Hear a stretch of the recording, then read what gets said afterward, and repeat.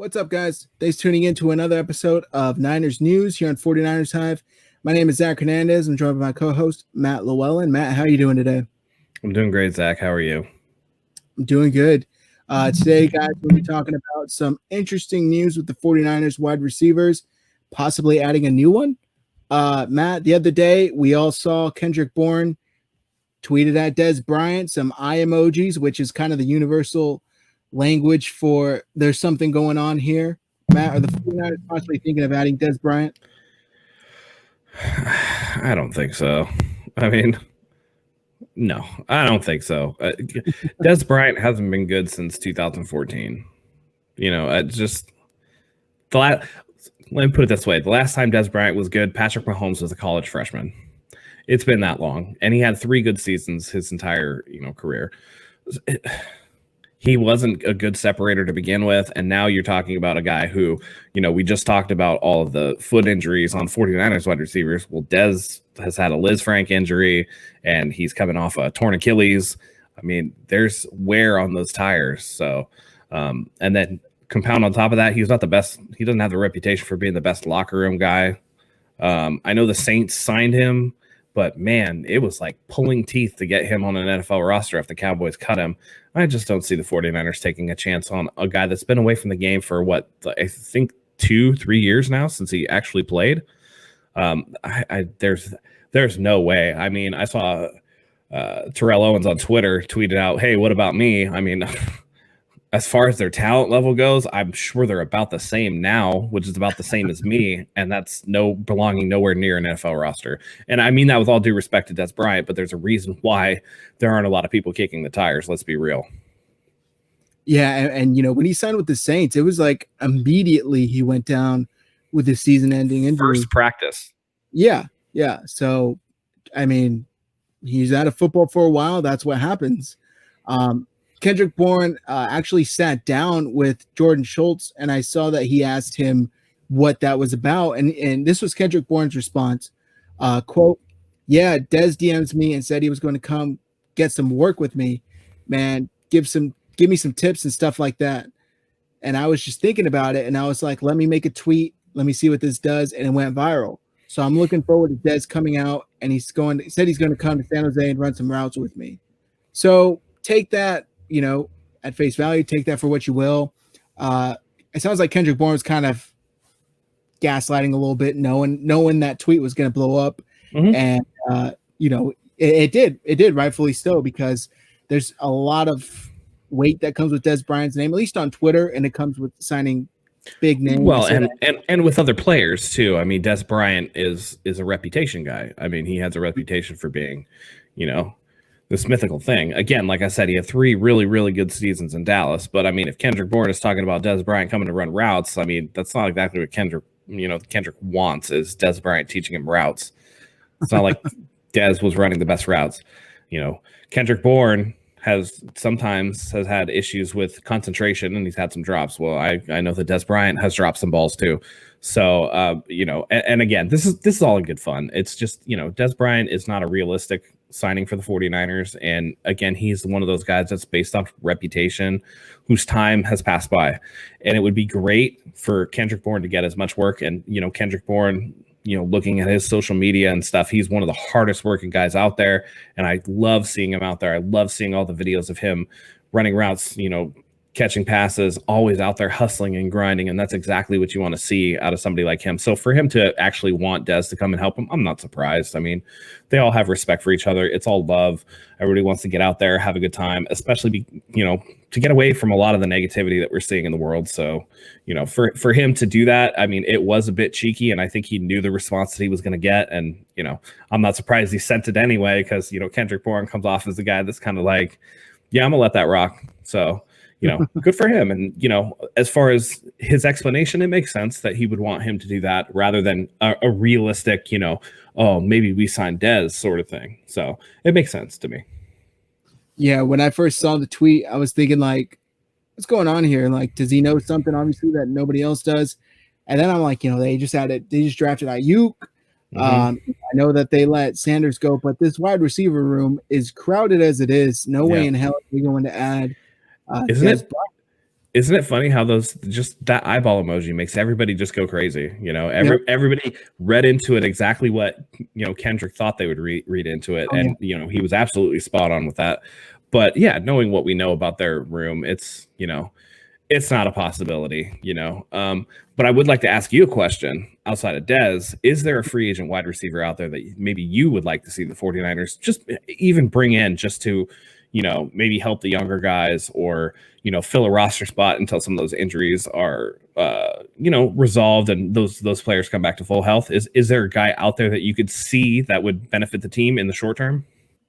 Matt, if the 49ers are going to kick the tires on a veteran free agent wide receiver, it should be Antonio Brown. And before you crucify me, before you, tell me I'm wrong, I'm crazy, he's a cancer, just look at the production he's put up. Your main argument for not signing Dez was he's a bum, he's trash, he only had 3 good seasons. He's all due respect.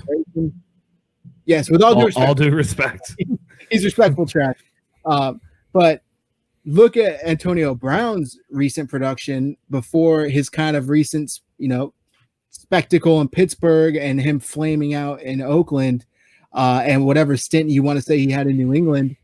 The guy can ball out, and imagine getting him for cheap. And if he comes to a franchise that he knows is going to have some success, he knows he needs to kind of put his head down and get to work, not be flashy and making all these crazy posts, and calling out your owner, your quarterback, stuff like that. If he knows that he needs to actually get the job done, he will get the job done. Look at how well respected he was up until this last year when all this stuff happened.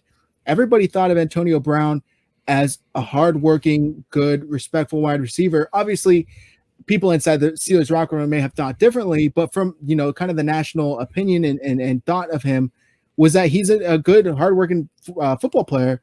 And that's because he was. I mean, he was a late round pick out of Central Michigan, and he worked hard to get to the top of his position. And I don't think that goes without saying. He's a hard worker, and he'll do what needs to be done. What do you think? Am I completely crazy for saying if they're going to sign anybody, it should be AB? You're so crazy. Listen, AB is now producing more in headlines online than he is on the football field.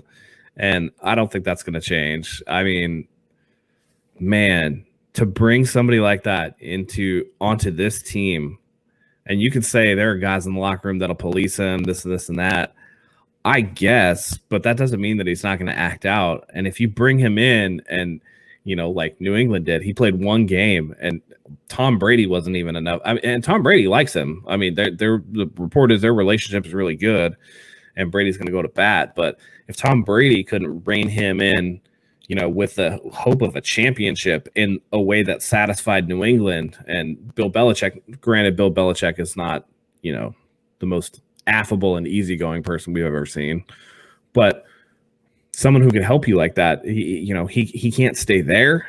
I don't think there's any hope of him coming here. And for all the production that he brings on the football field, he also brings with him headaches. So for me, I mean, I just think that's crazy. And you don't want to go to the well and poison the well for the entire village. You know what I mean? I think that's a very, again, we're looking short term. And I think that, if you bring a guy like AB, he's going to want to be featured, and I don't know that you can get him even for that cheap, because his opinion of himself and his own value might preclude that from happening to begin with. So for me, AB, untouchable for me. Look, that may be the case, that he's going to want to be featured. However, he's probably aware what the national opinion of him is, what kind of how everybody thinks of him. He may be willing to come in on a 1-year prove-it deal. Are you sure? Are you sure he's aware? I mean, no, nobody's sure.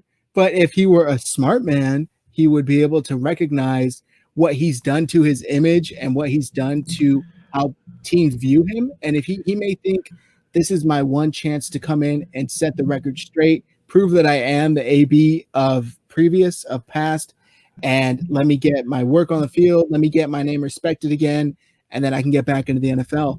Now, you told me to.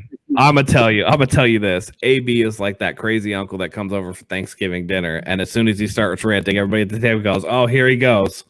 That's what you're gonna get. He's going to be on his best behavior until he gets in the door. And when he thinks that nobody's watching, he's going to do something to derail and sabotage himself like he's done the entire past, 18 months now? I mean, listen, you engineered a trade to Oakland. You didn't even play for the Raiders. You didn't even play before you got yourself run out of town. You lasted one game with New England, and then you were nuclear. Nobody else wanted to touch you. So I think people are going to forget until he gets into a camp and all the cameras are on him again, and then he starts doing the same old thing. To me, there's no way. AB, I mean, what a waste. What a waste, because he is supremely talented. So I'll give you that. I wouldn't have gone out of my way to sign him if I'm the 49ers, but if I'm picking out of this crop this late into the free agency, say if their top 5 receivers went down, they have to consider it. Now let me ask you this, Matt. Yeah. If you had to choose, gun to your head, Dez or AB, who are you picking?